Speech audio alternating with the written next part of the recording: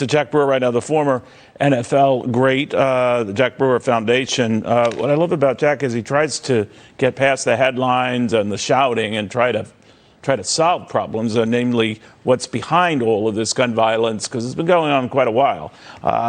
Jack, I know you've been stepping back and probably aggravating both sides, saying that there are issues that they align themselves with that make progress very, very unlikely. Yet we still have these violent incidents going on, most of them, led by disgruntled young men. How do you deal with that? It's tough. I was just in Philly about 3 weeks ago, and I get off the plane, and the gentleman at the Hertz rental-car place warned me. He asked me, be careful. And so that's sad when you have people that are actually living in these communities that are fearing for their life. They know that the children that our schools are producing, the children that our families are producing, are now children that are godless, children that don't have a fear of God.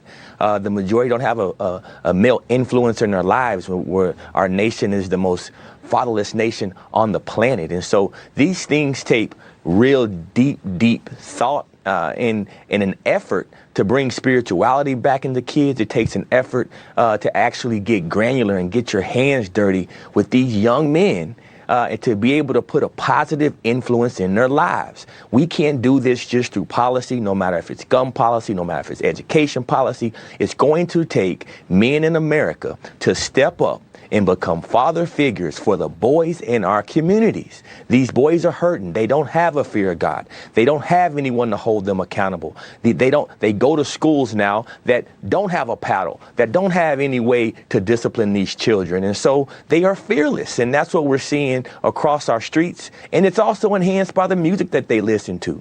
A lot of the music that we listen to condones and actually empowers these kids to be gangbangers, to walk around with their pants hanging down and sagging, to have a culture of I'll smoke you or I'll shoot you, and they have slang words that go with each and every one of these violent acts, and it has to come to an end. Do you ever think, though, that we make it almost too easy for that same group of young men to get weapons, that there should be something in a background check? Now, I know a lot are stolen, but there's got to be something in our system to make it difficult for angry young men like that to get their hands on weapons. You know what, Neil? I carried my first gun at 15, and it was a stolen gun. And there's nothing that anyone could have done to keep me from that gun. In my mind, I was protecting myself. At the time, I was facing a lot of skinheads and racial issues in Texas, and I carried that gun to protect myself. And there's nothing that anyone could have done about it. And so, yes, I believe that we should take every measure possible of someone that has a mental health issue or other issues, not to put guns in their hands.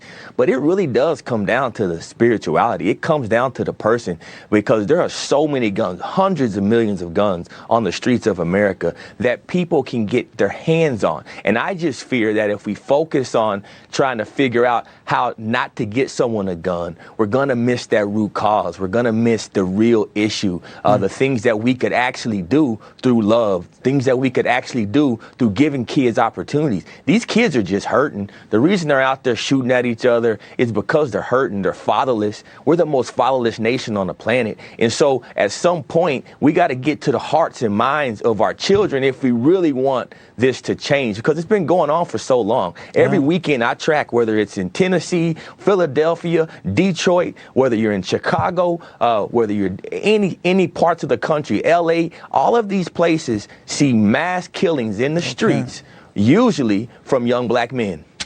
You're a good man, Jack.